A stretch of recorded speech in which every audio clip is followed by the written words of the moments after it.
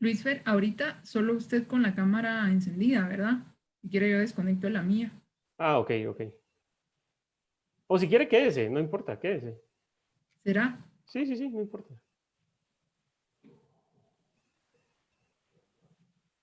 Cristian, solo si me puedes confirmar si ya estamos en vivo en Facebook. Y ahorita vamos a ir en vivo en Zoom.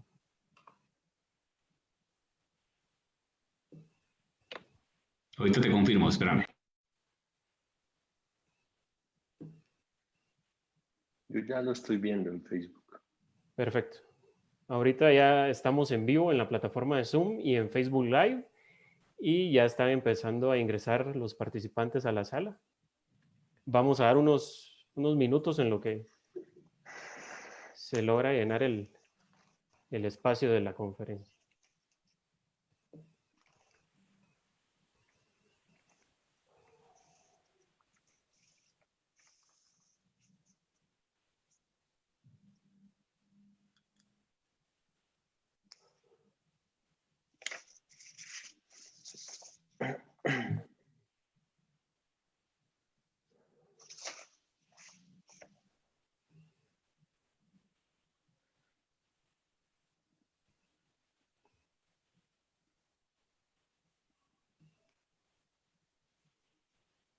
Ana, ¿tú me avisas cuando falten 5 minutos para los 40, por favor? Muy bien, doctor.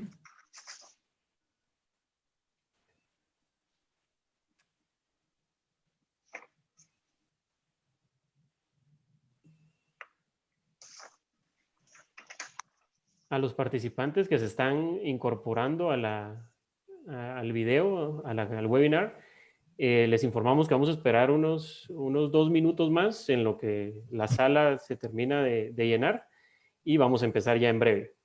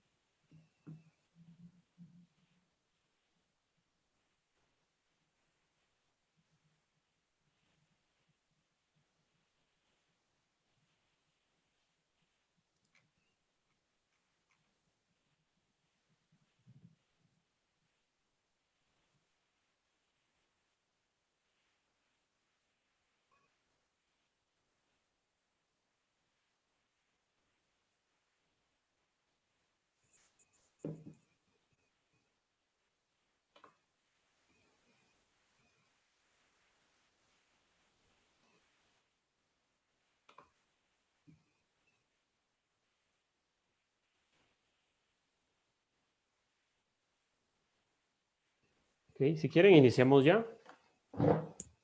Muy buenas tardes a todas y todos, noches en algunos casos. Mi nombre es Luis Fernando Páez Lemus, soy miembro fundador de la Asociación de Investigación y Análisis Constitucional. Tengo el honor en esta oportunidad de ser presidente y de poder estar compartiendo con ustedes este espacio.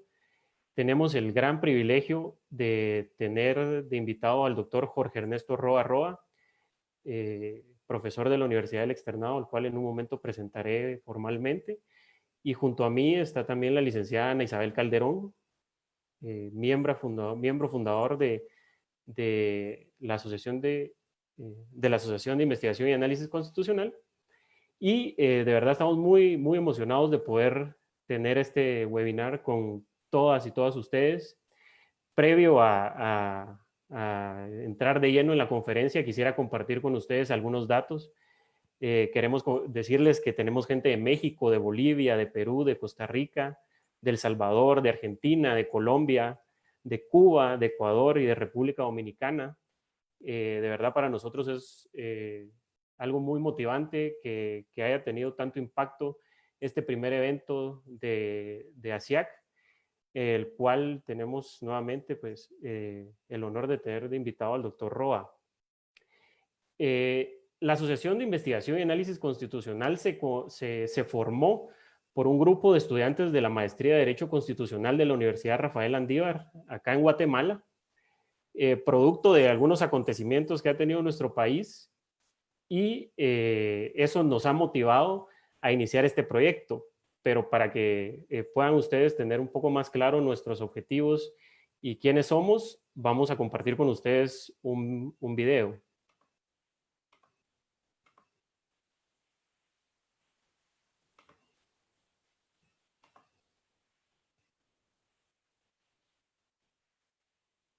Y acá está.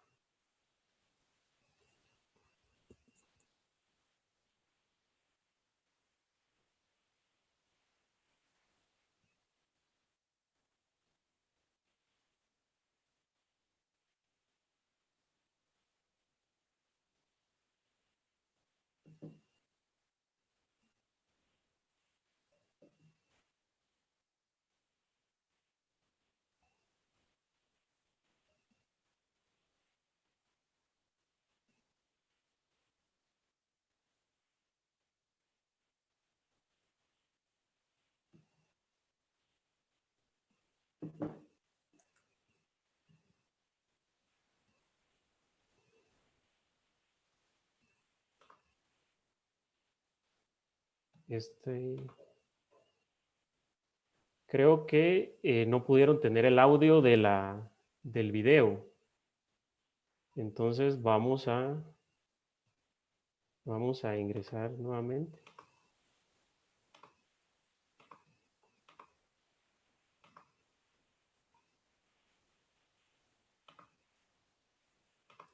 Ahora sí. Disculpen y vamos a nuevamente. La Asociación de Investigación y Análisis Constitucional es una organización de carácter privado, no lucrativa y apolítica.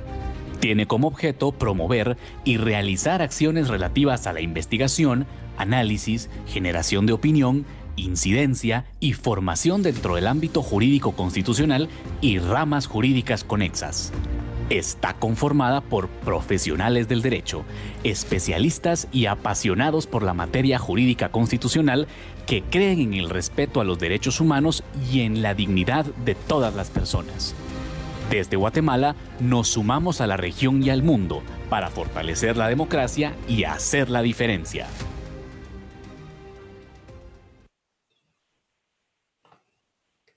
Ahora sí, esto pues, es un poco de lo que es ASIAC. Este es nuestro primer evento al público. Esperamos que puedan venir muchos más y seguramente vendrán muchos más. Para entrar de lleno ya a la conferencia, quiero presentarles al doctor Jorge Ernesto Roa Roa, doctor en Derecho summa cum laude por la Universidad Pompeu Fabra de Barcelona, abogado graduado con honores de la Universidad Externado de Colombia, magíster en Gobernanza y Derechos Humanos de la Universidad Autónoma de Madrid y magíster en Ciencias Jurídicas Avanzadas de la Universidad Pompeu Fabra de Barcelona.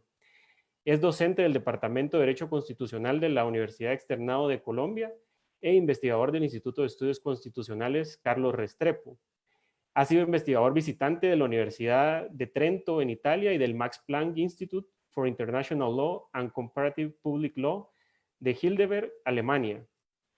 También ha realizado prácticas en el Tribunal Constitucional de España y labores de consultoría para la Comisión Interamericana de Derechos Humanos, la Procuraduría General de la Nación y la Defensoría del Pueblo. Actualmente se desempeña como magistrado auxiliar de la Corte Constitucional de Colombia y entre algunas publicaciones, algunos libros que él ha publicado, podemos encontrar el control de constitucionalidad deliberativo, la acción pública de constitucionalidad a debate, la función consultiva de la Corte Interamericana de Derechos Humanos. Esto es solo algunas de los calificativos o de los logros que ha tenido el doctor Jorge Ernesto Roa Roa, porque seguramente si leyéramos toda la hoja, pues tendríamos aquí un muy buen tiempo. Ustedes ya se podrán dar cuenta que tenemos a un experto realmente en temas constitucionales y que va a la vanguardia del tema del constitucionalismo y de la investigación en Latinoamérica.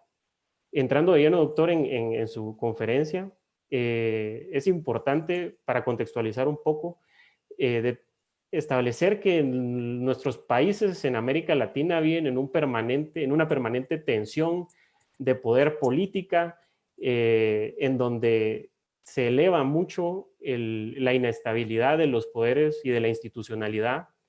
Aquí entra a jugar un rol importante los tribunales constitucionales. América Latina es una de las regiones con mayor desigualdad.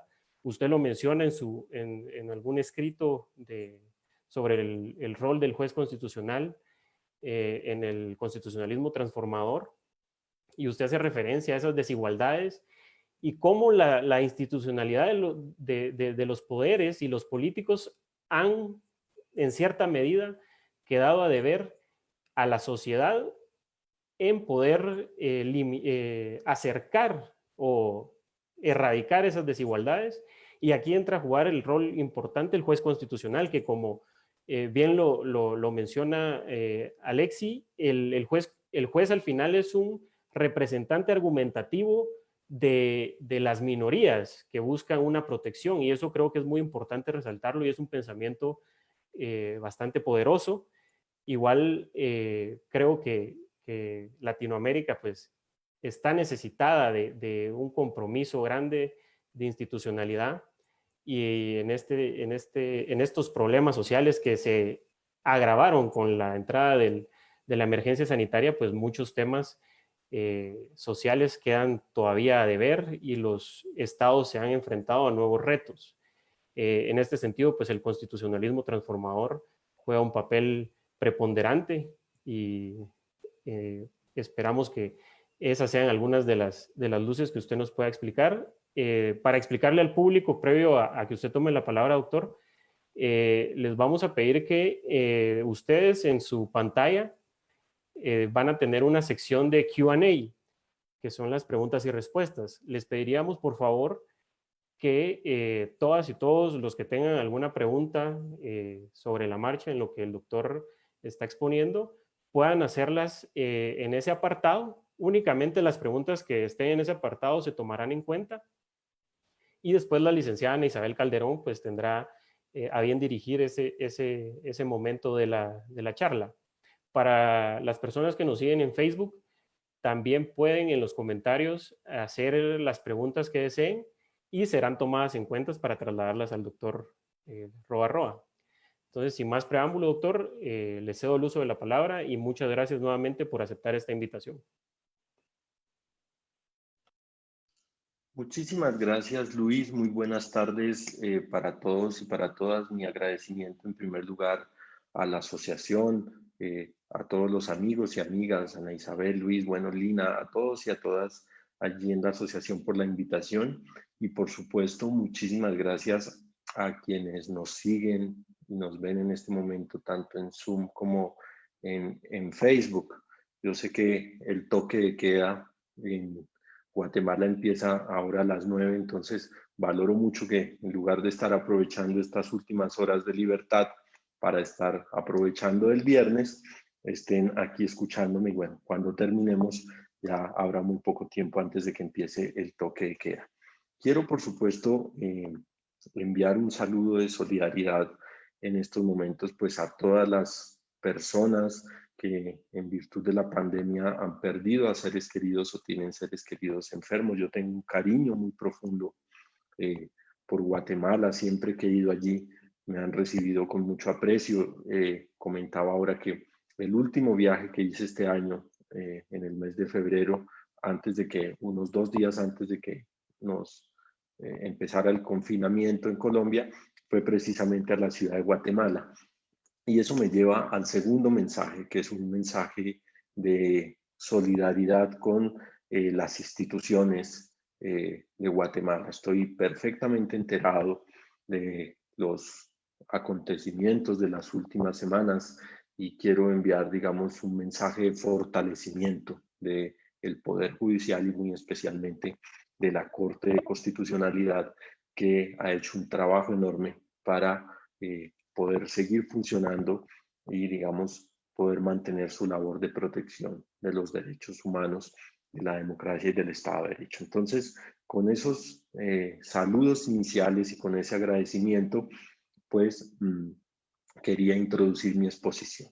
Además, entonces, me han invitado para que me refiera al constitucionalismo transformador en América Latina y muy especialmente al rol del juez constitucional en América Latina. Entonces, a mí lo que me parece más oportuno es que yo divida mi exposición en tres partes, que en la primera parte ubique el constitucionalismo transformador dentro de los múltiples constitucionalismos que existen en América Latina, o dentro de las múltiples formas de constitucionalismo que han tomado la expresión latinoamericano como su apellido, como su segundo nombre, para ubicar en dónde está, digamos, en ese mapa, la idea del constitucionalismo transformador.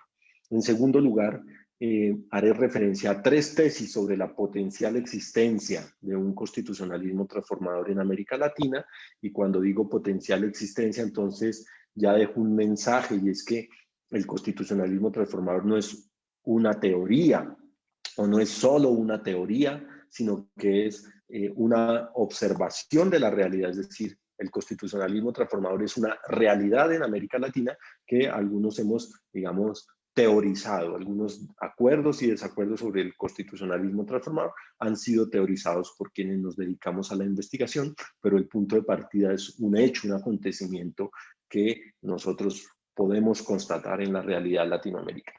Y la tercera parte de mi exposición, entonces, la centraré a decir cuál puede ser el rol concreto que tienen que jugar los poderes judiciales y muy especialmente el Poder Judicial Constitucional, los jueces constitucionales, los jueces de amparo, los jueces de tutela, pero en general el Poder Judicial civil, laboral, penal, en el marco de un constitucionalismo transformador. Entonces, en los próximos 35 minutos haré esas tres partes: el mapa de los constitucionalismos, las tesis sobre la existencia de un constitucionalismo transformador latinoamericano y el rol del juez constitucional. Y pues desde luego que privilegiaré al final contestar las preguntas que ustedes quieran formular. Entonces la primera parte es ubicar el constitucionalismo transformador en los constitucionalismos latinoamericanos. Y ello solo es posible si uno hace referencia por lo menos a 4 formas de constitucionalismo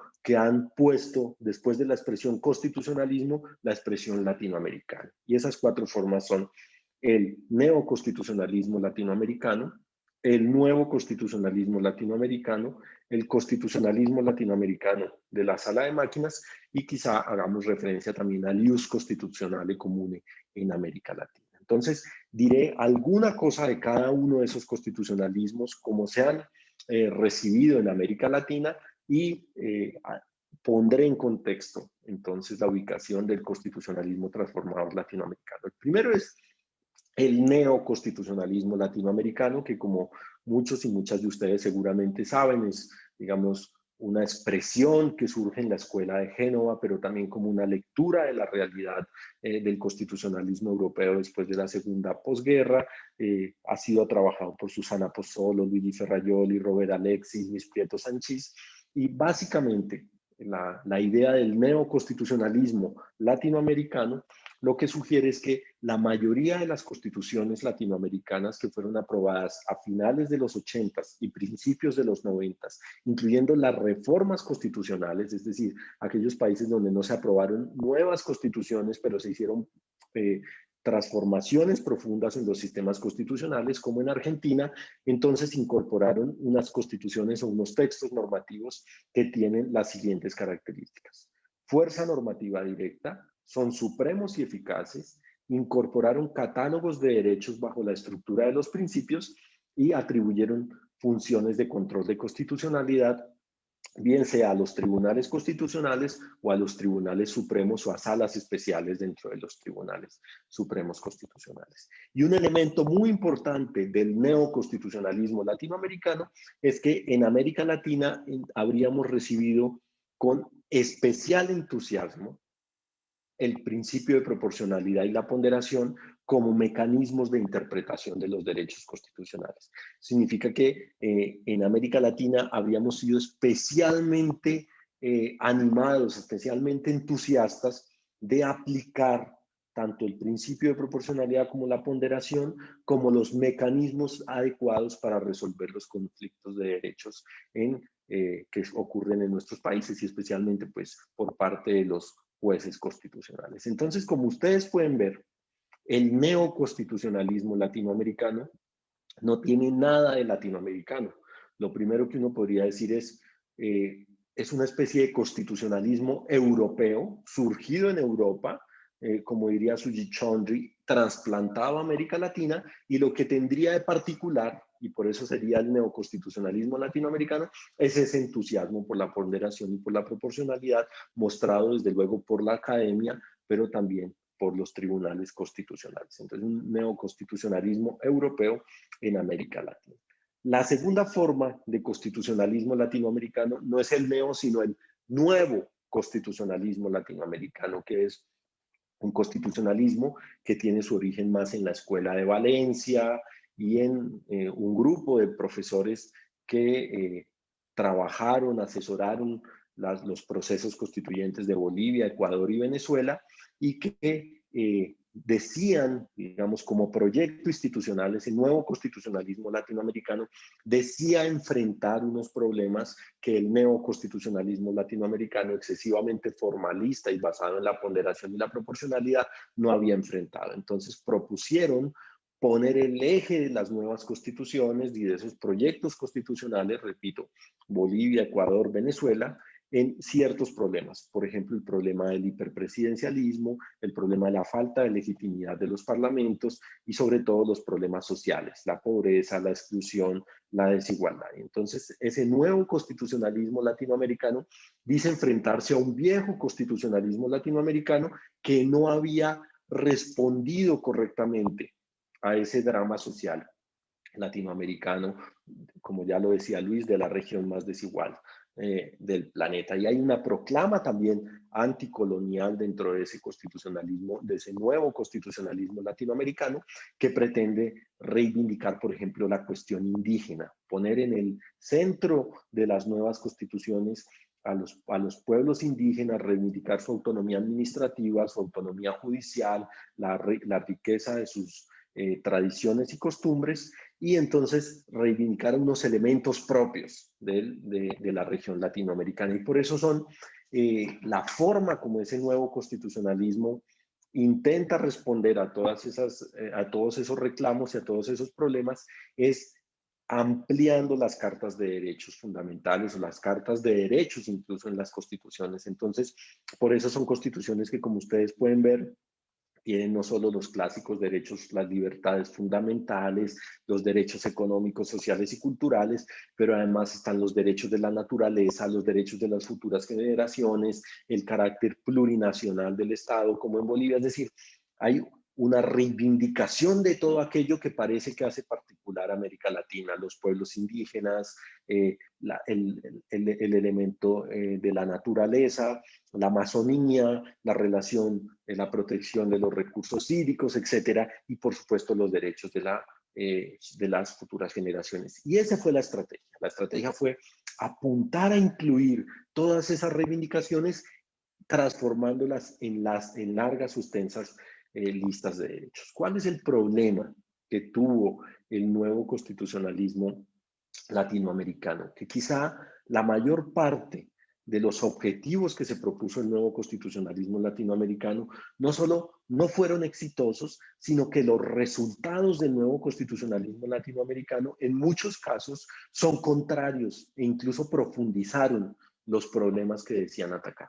Por ejemplo, un primer problema: el nuevo constitucionalismo latinoamericano propuso enfrentar el drama del hiperpresidencialismo latinoamericano. Ustedes saben que en América Latina no tenemos un sistema presidencial, sino lo que se denomina un sistema hiperpresidencial, que es una distorsión del presidencialismo, en la que el presidente formalmente y de facto tiene mucho más poder que las demás ramas del Estado y en la mayoría de los casos tiene una relación de confianza y no de desconfianza, como debería ser, entre el Parlamento y el Poder Ejecutivo.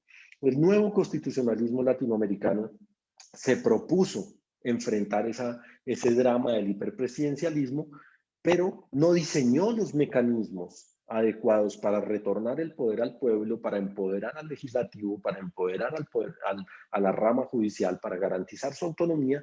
Y lo que ocurrió finalmente en los países que pertenecen a esa tendencia al nuevo constitucionalismo latinoamericano, muchos de nosotros ya lo conocemos, pues es una repotenciación, un fortalecimiento de la figura presidencial a través de la reelección, casi al punto de que en la mayoría de los estados que implantaron la idea del nuevo constitucionalismo latinoamericano, se podría afirmar que existió o constitucionalismo abusivo o constitucionalismo autoritario o regímenes directamente autoritarios. Otro ejemplo muy importante es el nuevo constitucionalismo latinoamericano se planteó retornar el poder al pueblo, reivindicar la capacidad de control del pueblo, y por eso en constituciones como la de Venezuela aparece la figura del cuarto poder. Es decir, además de la rama judicial, de la rama ejecutiva y de la rama legislativa, aparece el poder popular con un sistema en principio bien pensado de asambleas ciudadanas,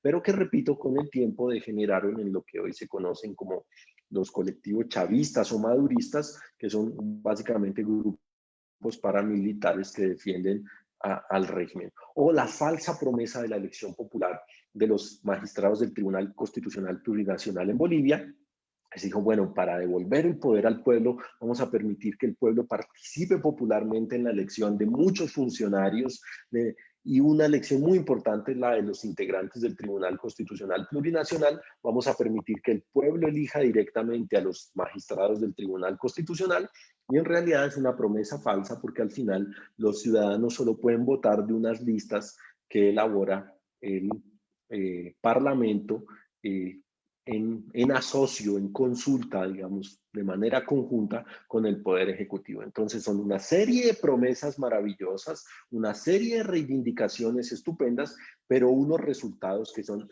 contrarios a las promesas que se hacían, y que son contrarios de manera previsible. Si me permiten la expresión, el pecado del nuevo constitucionalismo latinoamericano es que de antemano sabía que la forma como estaban diseñando las estructuras del Estado no solo no iba a ser idónea para lograr los objetivos que perseguían, superación de la pobreza, de la desigualdad, control del presidencialismo, del hiperpresidencialismo, devolver el poder al pueblo. No solo sabían que esos objetivos no se iban a lograr, sino que sabían que las estructuras de poder que estaban creando eran proclives al autoritarismo. Es decir, a nadie le puede sorprender lo que ocurrió en Venezuela, lo que intentó ocurrir en Ecuador, lo que ocurre en Bolivia, porque en cierta forma la arquitectura constitucional, el diseño institucional planteado en esas constituciones, tarde o temprano, más temprano que tarde, iba a llevar a este tipo de resultados. Entonces, uno podría decir, el constitucionalismo, el nuevo constitucionalismo latinoamericano, se presenta como un constitucionalismo no solo fracasado, no solo, digamos, conscientemente fracasado, sino además que incumple las promesas que había hecho, que eran promesas sin duda muy atractivas. La tercera forma de constitucionalismo a la que me quiero referir en América Latina es al denominado constitucionalismo latinoamericano en clave histórica, o el constitucionalismo que ha pasado a conocerse como el de la sala de máquinas. Y es la idea de Roberto Gargarella, que es una idea fundamental en clave histórica, que es leer la historia del constitucionalismo latinoamericano en su conjunto y entender, como lo hace él, que la nota característica fundamental, que el patrón común que se puede encontrar en las constituciones latinoamericanas y en nuestro constitucionalismo, es el de una profunda contradicción. El constitucionalismo latinoamericano deviene, y las constituciones latinoamericanas devienen profundamente contradictorias. ¿Y por qué devienen profundamente contradictorias? Porque son el producto de la interacción constante y en distintas formas de dos tradiciones contradictorias, de la tradición liberal, que ha tomado distintas formas en distintos países, y de la tradición conservadora. Y que esas constituciones y el constitucionalismo latinoamericano lo que ha intentado a lo largo del tiempo es una especie de estrategia de agregación de derechos en las partes dogmáticas de las constituciones, que han reivindicado la tradición liberal, pero al mismo tiempo han dejado intactas, no han tocado, no han transformado las estructuras del Estado, la parte orgánica de la Constitución, de manera que nuestras constituciones son profundamente generosas, profundamente aspiracionales, profundamente transformadoras en la parte dogmática, pero la parte orgánica de las constituciones no está hecha para desarrollar la parte dogmática. Es decir, el ideal constitucional, el ideal teórico constitucional de que la parte orgánica de la Constitución desarrolla la parte dogmática de la Constitución y es plenamente coherente, en América Latina no se satisface, como no se satisface en ningún lugar del mundo, pero aquí habría un grado mayor de contradicción intraorgánica e interorgánica en nuestras constituciones. Habría una, digamos, una especie de lucha interna, una especie de esquizofrenia interna en nuestras constituciones, en la que la parte dogmática lucha por ir, por un lado, la protección de los pueblos indígenas, de la naturaleza, etcétera, y la parte orgánica no solo no va por ese lado, sino que va en contra de esas promesas constitucionales. Y entonces el resultado es una falsa promesa, una especie de engaño. Como diría Rosalind Dixon, el resultado es que los ciudadanos latinoamericanos hemos recibido derechos como sobornos, dice la profesora Dixon. Lo que significa es que nos han prometido en las constituciones muchas cosas y las hemos aceptado, pero al mismo tiempo esa es una especie de soborno para aceptar que las partes, la estructura de poder quede intacta y la estructura de poder asegure el mantenimiento de los mismos privilegios, de la misma desigualdad y de los mismos problemas que generaron, digamos, que motivaron las promesas sociales de las constituciones. Entonces, ahí hay una visión muy interesante del constitucionalismo latinoamericano en clave histórica, que es la idea de la contradicción interna de nuestras constituciones. Y luego está la cuarta idea, que es el ius constitucionale comune en América Latina, que es un proyecto desde luego muy serio y muy importante y muy interesante, que tiene su origen en la idea de la interacción en la protección de los derechos humanos y de los derechos constitucionales de los sistemas jurídicos internos con el sistema interamericano de derechos humanos.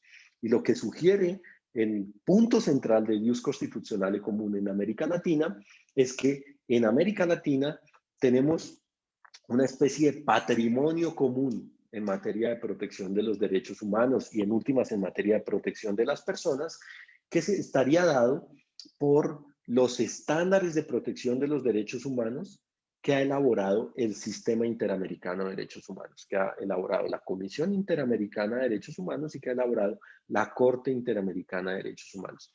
Y que esos estándares comunes se aplican dentro de los estados a través especialmente de las autoridades judiciales, que interactúan, dialogan con el Tribunal Interamericano y de esa manera implementan esos estándares de protección. Pero no solo los implementan, sino que además los desarrollan, los enriquecen, en algunos casos los discuten, y eso permite que se genere una especie de círculo virtuoso en el que la Corte Interamericana desarrolla nuevos estándares, ajusta los estándares y se genera, digamos, una especie de patrimonio común, de acervo común de protección de los derechos humanos en América Latina. Y la apuesta del ius constitucionale comune es la idea de avanzar siempre en la protección de los derechos humanos a través de esa interacción entre órdenes nacionales y orden interamericano, de manera que se genera una especie de espacio latinoamericano común de protección de los derechos y las libertades fundamentales. Serían las 4 ideas de constitucionalismo latinoamericano. Luego viene la quinta idea, que es una idea que pertenece, digamos, que deriva del proyecto ius constitucionale común en América Latina, que es la idea de un constitucionalismo transformado. Ya lo decía Luis en uno de los textos publicados precisamente por el Max Planck. Yo digo, el punto esencial, el punto de partida del constitucionalismo latinoamericano es que ningún funcionario público y ninguno de nosotros, es decir, ninguna persona en América Latina debería mirar hacia otro lado cuando América Latina afronta los retos de pobreza, desigualdad y exclusión. Exactamente lo que dice el texto, Luis, es inmoral que los ciudadanos y las autoridades miremos a otro lado cerremos los ojos, cerremos las cortinas de nuestras casas cuando tenemos una realidad tan acuciante en nuestros países latinoamericanos. Entonces, el punto de partida del constitucionalismo transformador es la necesidad de enfrentar desde la base y desde las estructuras de poder, la forma como se protegen los derechos humanos para que los derechos dejen de ser una promesa incumplida para los ciudadanos latinoamericanos. Y entonces recoge toda la experiencia del neoconstitucionalismo, del nuevo constitucionalismo de la sala de máquinas, se basa en el ius constitucionale comune y construye una idea de transformación social a través del derecho. Pero es una idea que desde luego no es unívoca, que no todo el mundo piensa de la misma manera el constitucionalismo transformador, y desde luego no todo el mundo piensa que exista constitucionalismo transformador en América Latina. Y entonces permítanme con esto entrar a la segunda parte de mi exposición, en la que quiero hablar de las tres tesis fundamentales sobre la potencial existencia de un constitucionalismo transformador en América Latina. Y esas tres tesis, digamos, responden a la sistematización que yo he hecho de la literatura latinoamericana y global sobre el constitucionalismo transformador. Entonces, una primera tesis yo la he denominado la tesis pesimista del constitucionalismo transformador, que lo que dice es básicamente que en América Latina no existe un constitucionalismo transformador, ni puede existir un constitucionalismo transformador.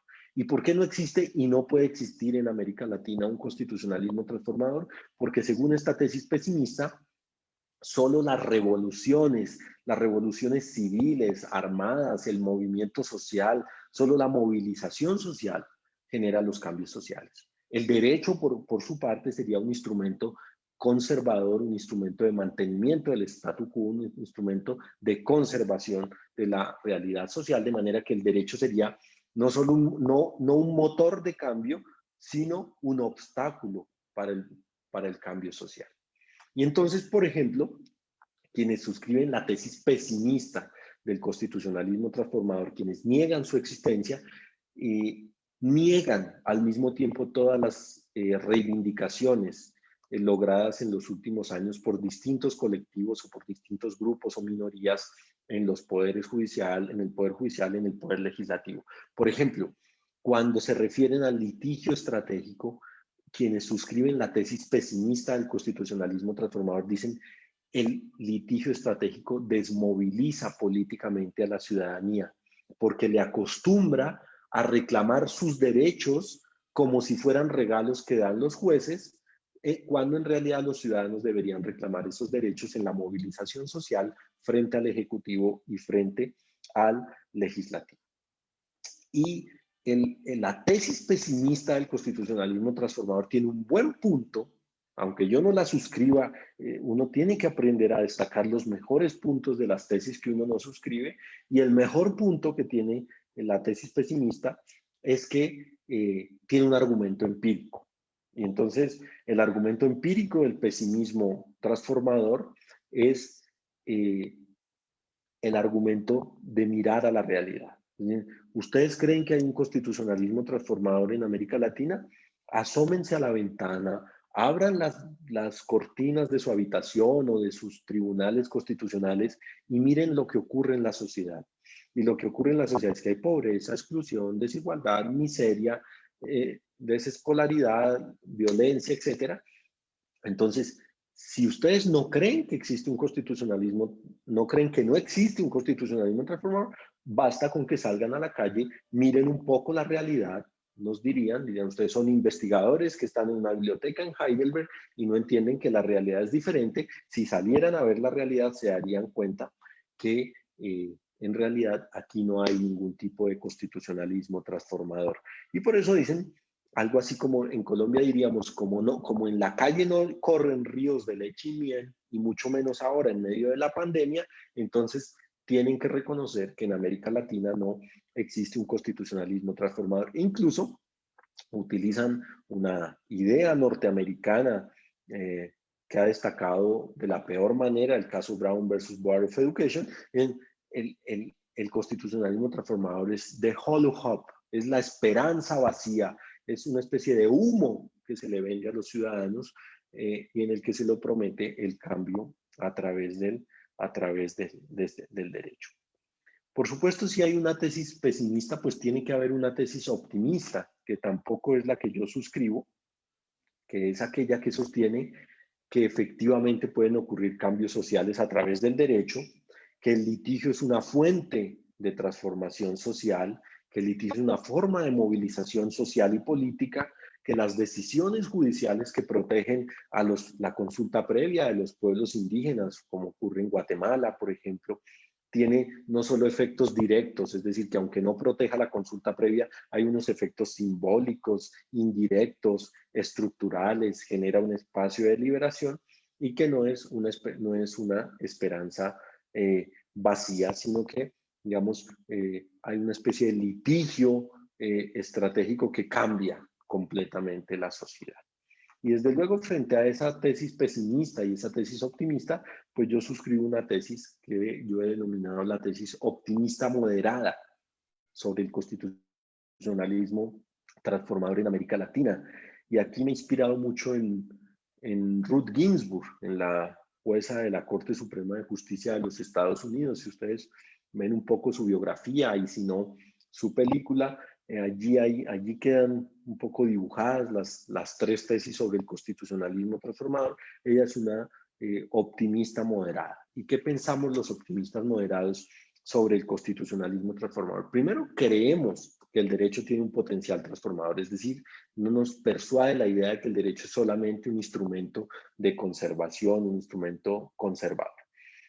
Pero, desde luego, el potencial transformador del derecho es limitado, tanto del derecho como de las instituciones. Es decir, es bueno tener una visión institucional de la sociedad, pero es bueno saber los límites de las instituciones en el cambio social. Y por eso consideramos que ese potencial transformador del derecho debe ser complementado con movimiento social, con movilización política, con un cambio en las condiciones económicas, es decir, en los tratados internacionales de libre comercio, en los tratados internacionales de inversión, etcétera, y que, digamos, esa interacción entre el potencial transformador del derecho, aun cuando limitado, el movimiento social, la movilización política y los cambios de las condiciones económicas pueden llevar a generar efectivamente cambios sociales. Es decir, no suscribimos totalmente la tesis de Samuel Moyn, que ustedes saben es un autor crítico en materia de derechos humanos que ha dicho no se pueden proteger los derechos humanos mientras no se transforme el capitalismo y el neoliberalismo,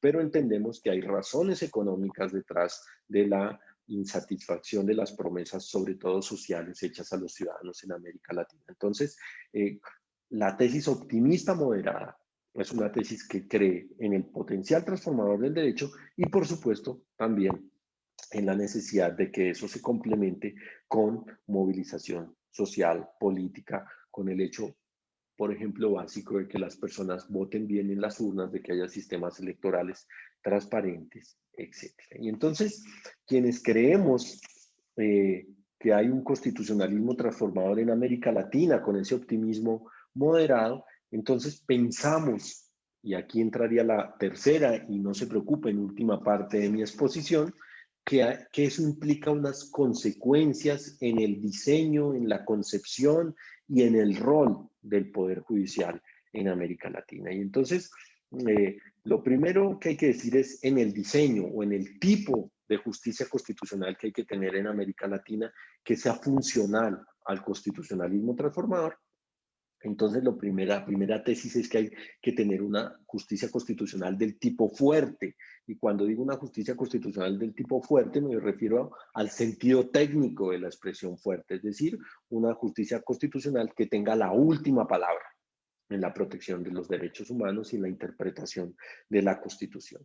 Y además, una justicia constitucional que tenga unas competencias muy amplias, porque como seguramente han leído ustedes en el texto y han visto en otras de mis conferencias, una de las tesis fundamentales del constitucionalismo transformador en América Latina es que el constitucionalismo transformador actualiza, cambia el concepto de activismo judicial, que es un concepto que tradicionalmente ha sido peyorativo respecto de la labor judicial, y entonces el constitucionalismo transformador actualiza el contenido y significado de la expresión judicial para excluir ciertas prácticas que normalmente se consideran activistas. En América Latina esas prácticas no son activistas, sino apenas necesarias, y exigir de los jueces unas prácticas que en otros contextos serían consideradas como activistas. Y lo decía Luis, en América Latina es importante reivindicar la idea que yo reivindico de manera muy fuerte en Control de Constitucionalidad Deliberativo,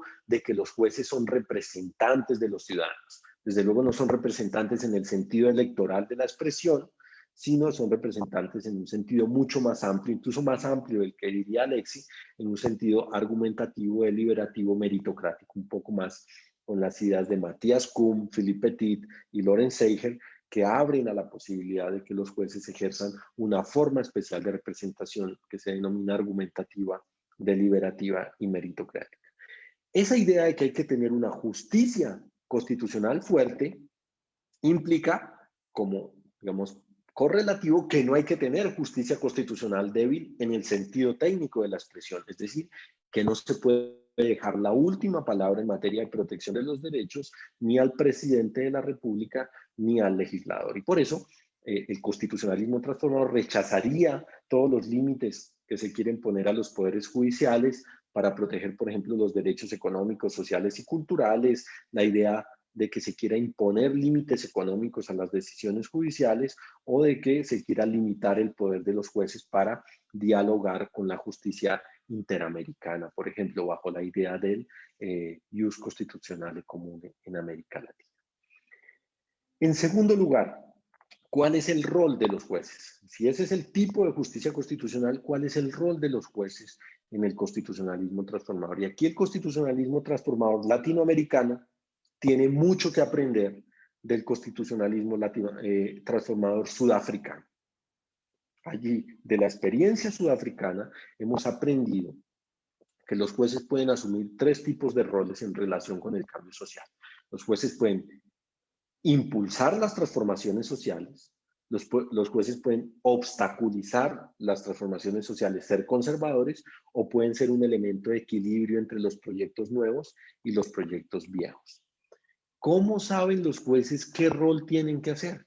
¿Qué jugar? Si tienen que ser impulsores, si tienen que impulsar las transformaciones sociales, si tienen que conservar o si tienen que añadir o jugar un rol de equilibrio. Entonces, la tesis que hemos construido, en el rol del juez constitucional, en el constitucionalismo transformador, es: los jueces tienen que impulsar las transformaciones sociales, siendo deferentes, haciéndose a un lado cuando el Poder Ejecutivo y Legislativo está impulsando las transformaciones sociales. Es decir, cuando el sistema político está impulsando la transformación social, el rol del juez debe ser minimalista, en el sentido de Sunstein. Es decir, el juez tiene que hacerse a un lado, aplicar todas sus virtudes pasivas, en el sentido de Bickel, y permitir que los demás avancen.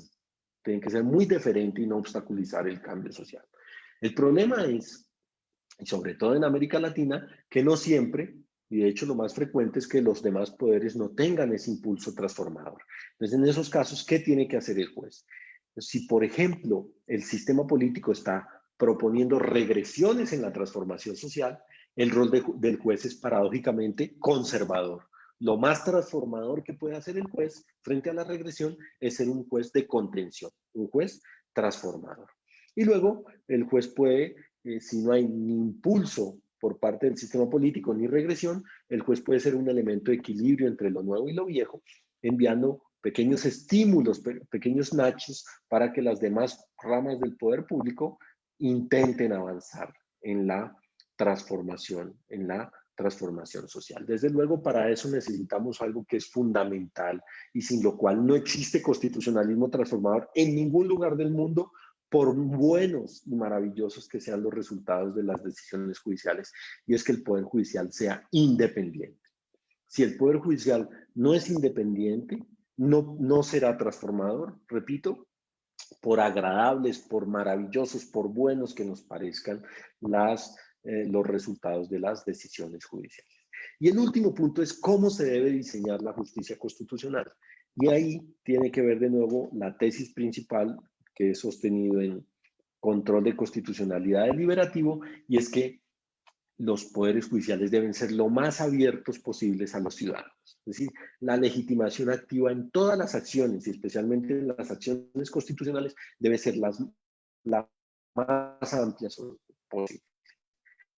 Los constitucionales y las judicaturas constitucionales son escenarios de representación argumentativa, deliberativa, meritocrática, pues lo más coherente es que los ciudadanos puedan ingresar fácilmente al escenario de representativa, meritocrática o argumentativa. Si los tribunales son agentes de cambio, pues lo más importante es que el eslabón principal de ese cambio empiece por una acción ciudadana, por una legitimación activa amplia. Es decir, necesitamos una justicia constitucional deliberativa y participativa que tenga un potencial legitimador y un potencial transformador. Y no quiero concluir esta exposición sin decir que en el contexto de la actual pandemia necesitamos menos constitucionalismo de excepción y más constitucionalismo transformador. En distintos países de América Latina y del mundo se debate ¿cómo es la mejor manera de configurar el constitucionalismo de excepción para dotar de poderes suficientes al Poder Ejecutivo o para limitar al Poder Ejecutivo en la forma como reacciona frente a la pandemia y a la crisis económica, política, social, científica, democrática y humanitaria generada por la pandemia? Yo, desde luego que estoy de acuerdo con esas propuestas. Yo pienso que necesitamos menos constitucionalismo de excepción y pensar en realmente cuáles son las estructuras de desigualdad, de poder que están detrás de las graves afectaciones que causa la pandemia en nuestros países. Es decir, ¿por qué nuestros países son más susceptibles frente a una amenaza como la actual? Y eso solo se explica en el incumplimiento histórico en nuestros derechos económicos, sociales y culturales, especialmente en el bajo nivel de optimización del derecho a la salud. Y allí es donde pienso que necesitamos más constitucionalismo transformador y menos constitucionalismo de excepción. Y por eso entonces yo les agradezco que ustedes me hayan regalado unos minutos de su tiempo, me hayan invitado virtualmente a Guatemala para estar con ustedes esta tarde y contarles un poco cuál es la idea que tenemos sobre la forma de hacer realidad lo que más nos interesa, que no es una teoría ni una propuesta teórica, sino lo que más nos interesa es ver cómo se cambia la vida concreta de quienes más sufren la violación a sus derechos en América Latina. Y ese tiene que ser el objetivo del constitucionalismo transformador. Muchas gracias.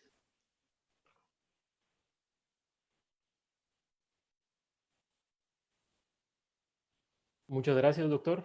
Una excelente exposición con un tema que realmente da para bastante tiempo más en que usted pueda irlo desmenuzando poco a poco, más de lo que ya lo ha hecho. Y ahora con las preguntas creo que vamos a poder entrar más en ese tema. Dejaría yo en el uso de la palabra para dirigir esta etapa de la conferencia a la licenciada Ana Isabel, para que pueda tomar el control de la conferencia.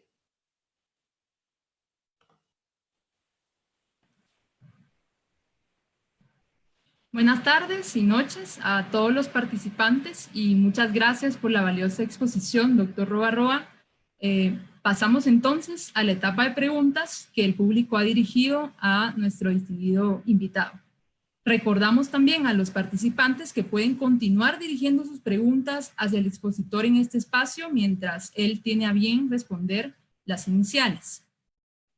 Doctor, usted mencionaba que el rol del tribunal o del juez constitucional va a depender mucho del contexto en el que ejerza sus funciones. La siguiente pregunta guarda relación con un escenario menos optimista y más quizá acoplado a los actuales escenarios que estamos viviendo en la mayoría de países latinoamericanos.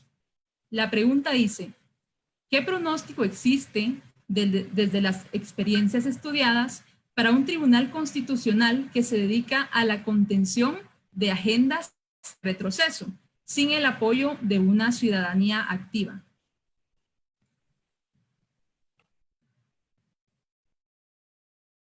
Ana, ¿vamos una a una? ¿O Sí, quieres sí. decir varias y después yo contesto? ¿Qué te parece? Por lo menos un par. Sí, bueno, acá hay otra pregunta y dice, ¿de qué forma se redefine el activismo judicial en el constitucionalismo transformador latinoamericano? ¿Las sentencias exhortativas, por ejemplo, quedarían fuera de este modelo? Y la tercera pregunta, y si quiere, con eso iniciamos este espacio, es, ¿qué papel juega la Corte Interamericana de Derechos Humanos en el constitucionalismo transformador que usted nos ha explicado? Muy bien, de verdad, muchas gracias por las preguntas. Todas son muy interesantes y como interesantes son muy difíciles. Yo le pedí a Ana Isabel antes de que empezáramos la conferencia que escogiera solo las preguntas fáciles y me formulara las fáciles y que las difíciles las omitiera, pero veo que no ha sido así. Lo primero que quería decir sobre el contexto, eso es muy importante que los jueces constitucionales tengan capacidad de leer el contexto, pero esa capacidad deviene de sus condiciones personales. Desde luego que no, o muy poco de sus condiciones personales. Es decir, por más que una persona tenga muy buenas capacidades de lectura del contexto social, pues si no hay un diseño institucional de la justicia constitucional que haga que el juez por fuerza tenga que estar en contacto con su contexto, pues no va a ser así. Entonces, por eso es muy importante reivindicar la idea de una justicia constitucional abierta. Es decir, que seamos los ciudadanos quienes determinemos la agenda de la justicia constitucional. Que sea el ciudadano el que decida por qué un tema llega o no llega a la justicia constitucional. Si en Guatemala se está discutiendo la consulta previa a los pueblos indígenas o la interrupción voluntaria del embarazo, que eso sea el producto de que los ciudadanos han decidido poner eso en la agenda de la Corte de Constitucionalidad. Y por otra parte, el contexto nos indica hoy que debemos reivindicar lo que siempre hemos reivindicado, pero que parecían exigencias súper onerosas. Es decir, tenemos que volver sobre la idea de un sistema de salud público, universal, asequible, etcétera, de calidad. Tenemos que volver sobre la idea del agua, sobre el derecho al agua, sobre la idea de la protesta, incluso en tiempos de emergencia. Y yo creo que, en tercer lugar, no nos debe preocupar mucho que los jueces que en algunos casos los jueces estén resistiendo antipopularmente. No nos debe preocupar mucho lo que preocupó durante algún tiempo a la doctrina y hoy ya no, que es la idea de que los jueces tomen decisiones contramayoritarias. Nos debería preocupar sí mucho que tomaran decisiones antidemocráticas, pero a veces la única manera los jueces pueden tener el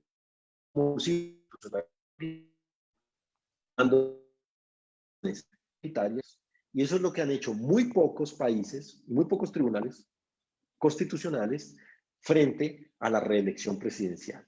En Colombia, por ejemplo, la Corte Constitucional ha debido tomar decisiones en el año 2010 que eran contramayoritarias, pero prodemocráticas. Y de esa manera la Corte Constitucional, digamos, protegió la democracia constitucional. Entonces, pienso que en algunos casos es importante pensar en la legitimidad social de los tribunales, pero en otros es importante entender que hay decisiones prodemocráticas contramayoritarias.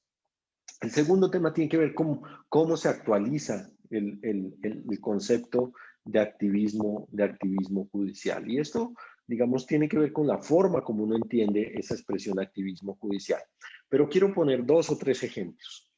Las sentencias de estado de cosas inconstitucional que existen en Colombia, en Brasil, que son decisiones en las que un tribunal declara que hay una situación reiterada, permanente de violación sistemática a los derechos fundamentales de un colectivo, son decisiones que parecen que serían activistas adoptadas en el Tribunal Constitucional Español, en la Corte Constitucional italiana o en el Bundesverfassungsgericht alemán. Aquí, en América Latina, parecen decisiones apenas necesarias para que los jueces llamen la atención de las autoridades públicas sobre problemas acuciantes de la sociedad. Las sentencias estructurales. Esas serían decisiones absolutamente inconcebibles en países como Suecia, Dinamarca, Irlanda, etcétera, el Reino Unido, pero aquí que parecen decisiones en las que los jueces interactúan con los poderes del Estado para intentar hallar soluciones estructurales a problemas acuciantes de violación de los derechos. Y hablaban de las sentencias de exhorto. Yo pienso que las sentencias de exhorto no deberían ser consideradas en ningún caso sentencias activistas, porque lo que hay ahí es un reconocimiento del Poder Judicial de que es necesario iniciar un diálogo, un proceso deliberativo, en la mayoría de los casos con el Poder Legislativo, de manera que se pueda construir, digamos, la legislación necesaria para superar una situación de discriminación estructural. Entonces, en muchos casos, en los exhortos lo que hace el tribunal es decir, no quiero tener la última palabra, quiero que el Parlamento sea el que tenga la última palabra, o por lo menos que entremos en un proceso de diálogo institucional sobre la mejor forma de superar un problema que en todo caso está sobre la mesa y sobre el que si miramos hacia otro lado volverá en poco o mucho tiempo y luego es mejor resolverlo. Entonces, yo diría, los exhortos deben ser vistos en el marco de una invitación al diálogo institucional. Y la Corte Interamericana, que era la tercera pregunta.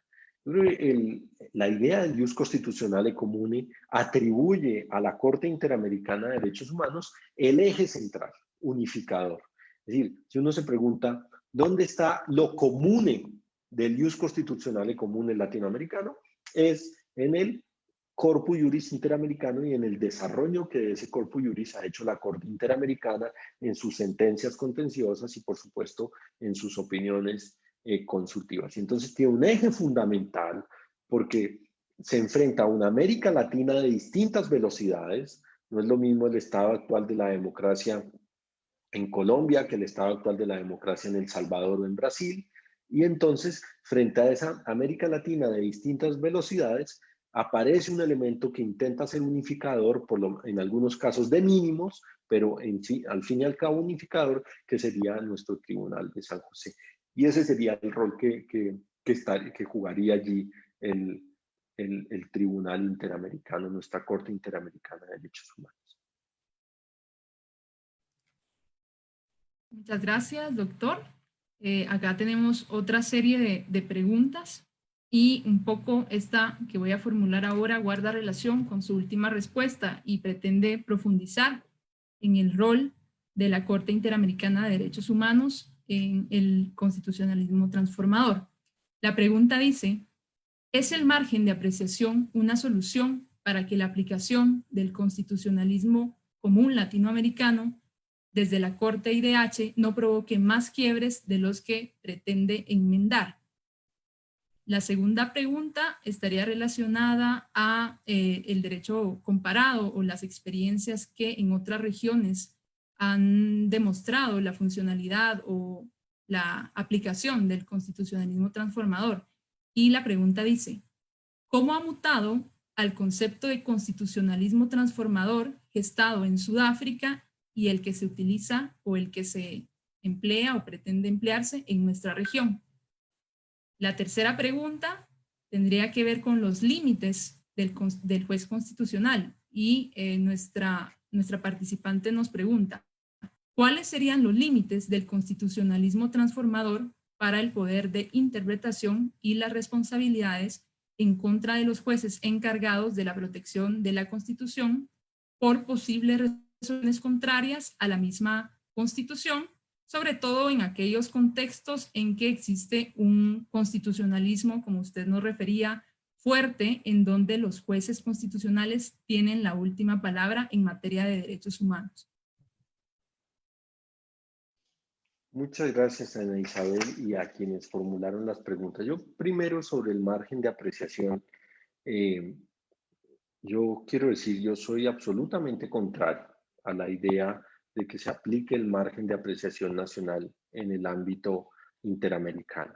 No porque me parezca una mala idea el margen de apreciación nacional, sino porque me parece que es una idea que que no corresponde a América Latina, precisamente porque en América Latina carecemos de los supuestos democráticos y de funcionamiento ordinario de la política que sustentan la aplicación del margen de apreciación nacional en Europa, el sistema europeo de derechos humanos. Es decir, cuando uno no tiene parlamentos funcionales, cuando uno tiene un sistema político funcional, es muy difícil que haya credenciales democráticas de esas instituciones que exijan margen de apreciación. Entonces, diría, siguiendo un poco la sabiduría popular, dejemos el margen de apreciación en Europa y veamos un poco lo que diseñamos en América Latina. Y dicho eso, entonces la idea del control de convencionalidad tampoco me parece una buena idea.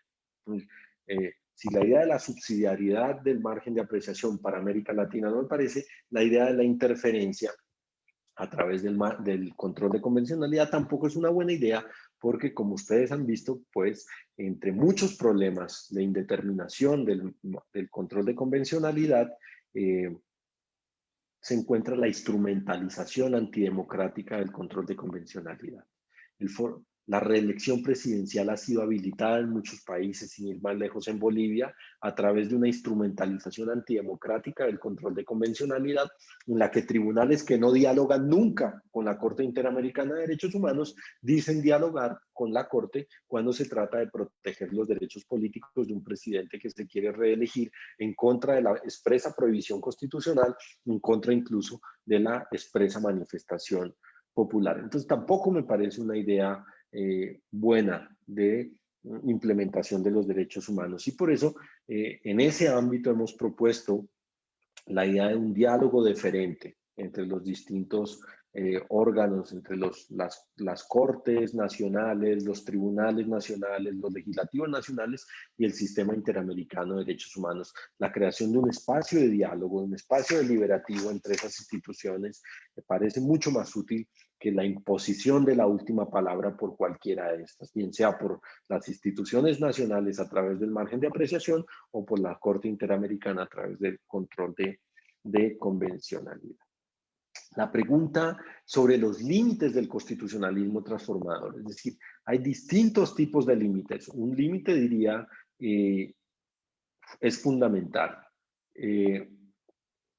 Los jueces no pueden infraaplicar las constituciones. Es decir, un límite de mínimos es que el constitucionalismo transformador como mínimo tiene que responder a la idea de que no se puede infraaplicar la Constitución, de que no se puede infraaplicar la Constitución. Pero también los jueces no pueden apagar la movilización política, no pueden sustituir aquello que no están llamados a sustituir. Por ejemplo, la movilización social. Es decir, de nada sirve un tribunal constitucional transformador, independiente, etcétera, que quiera poner a la sociedad 100 años por delante de lo que va la movilización política y social. Entonces, de nuevo vuelvo a la importancia de que esa conexión venga dada por el grave participación de los ciudadanos ante los tribunales. Eso es lo que va a decidir en dónde tiene que intervenir el tribunal, con qué pretensiones, con qué límites y desde luego con qué barreras que vienen dadas. ¿Por qué? Por el propio debate que ocurre en el tribunal sobre las posiciones, distintas posiciones sobre un determinado caso. Si, como dice Jeremy Waldron, nuestras sociedades están marcadas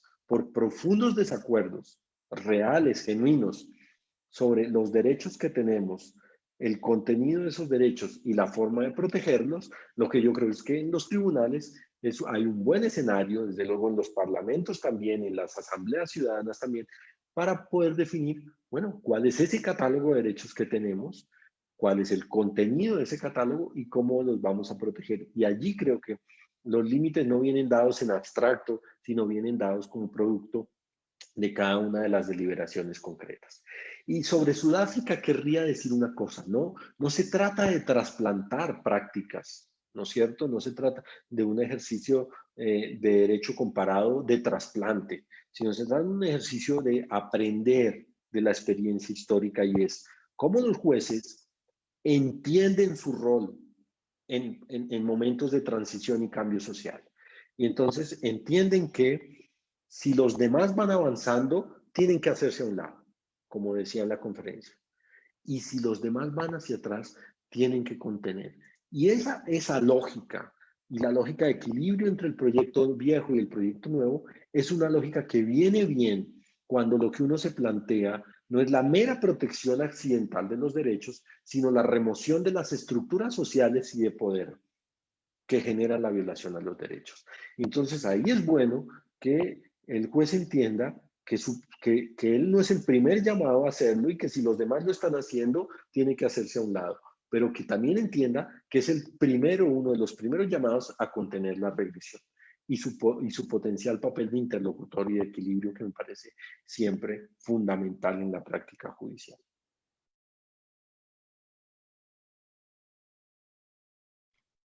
Muchas gracias, doctor. Quisiera concluir con esta pregunta que me parece permite realizar una última reflexión sobre un tema muy importante que usted nos mencionaba. Y es que en su trabajo usted menciona esta relación o esta conexión entre el constitucionalismo y el grado de participación de los ciudadanos. Menciona usted que ante una agenda regresiva, por ejemplo, el órgano legislativo o el órgano ejecutivo, no sería aconsejable ni deseable que el juez constitucional afronte las problemáticas de manera solitaria. Entonces, quisiera aprovechar esta reflexión para que usted nos pudiera enviar un mensaje sobre la importancia no solo de la apertura de la legitimación activa de las acciones, como usted ya mencionaba, sino además de la participación activa de los ciudadanos como aliados del Tribunal Constitucional. Gracias, Ana Isabel. Yo pienso que es fundamental esto. Lo digo en el libro en varias oportunidades. Es decir, de hecho, el libro se iba a titular El ciudadano ante la justicia constitucional porque es la idea potente, la idea fuerza de control de constitucionalidad deliberativo. Y mi punto fundamental es, tenemos que entender el rol contemporáneo y de perspectiva de nuestras judicaturas constitucionales en este caso, pero en general de la judicatura. Y tenemos que entender que el primer eslabón del proceso constitucional tiene que ser siempre el ciudadano. Que los catálogos de derechos no están ahí para los tribunales constitucionales. Los catálogos de derechos no están ahí para los poderes públicos.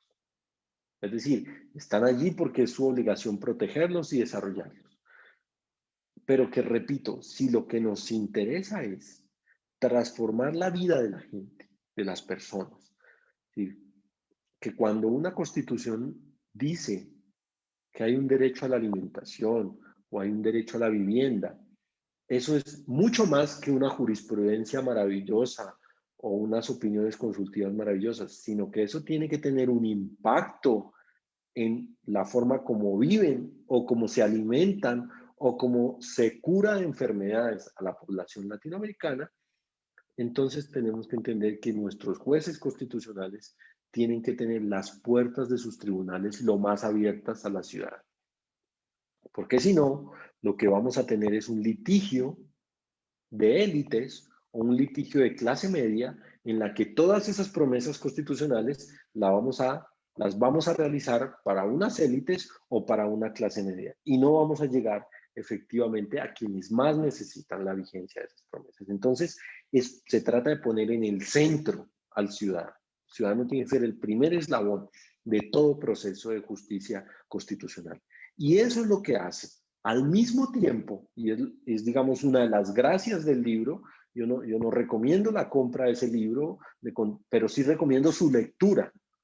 Y es la idea de abrir la puerta de los tribunales a la ciudadanía, aumenta la calidad deliberativa del control de constitucionalidad y los resultados deliberativos de la justicia constitucional. De manera que no solo se protegen los derechos humanos, sino que se enriquece la democracia deliberativa. Y esa sería mi idea fundamental.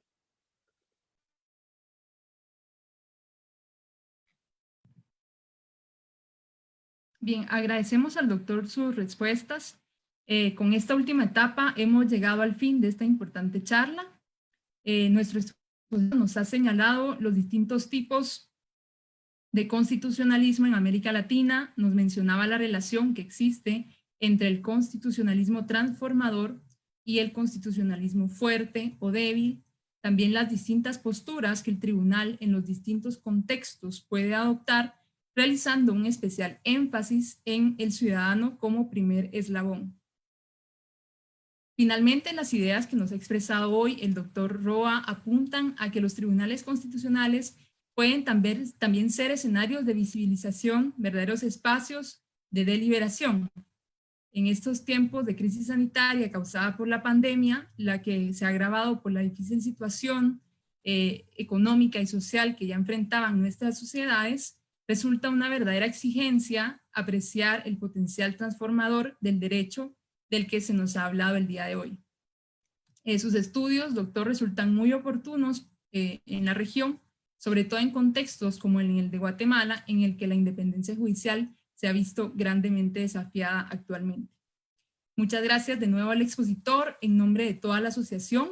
Muchas gracias a todo el auditorio que nos ha seguido en la plataforma Zoom, así como en la red social de Facebook, y a quienes también han dirigido las preguntas que hemos tenido que acortar por el tiempo. Con eso concluimos esta enriquecedora actividad, no sin antes realizar una cordial invitación a seguir a la Asociación de Investigación y Análisis Constitucional en redes sociales, en donde estaremos publicando más actividades y contenido académico. Muy buenas noches a todos.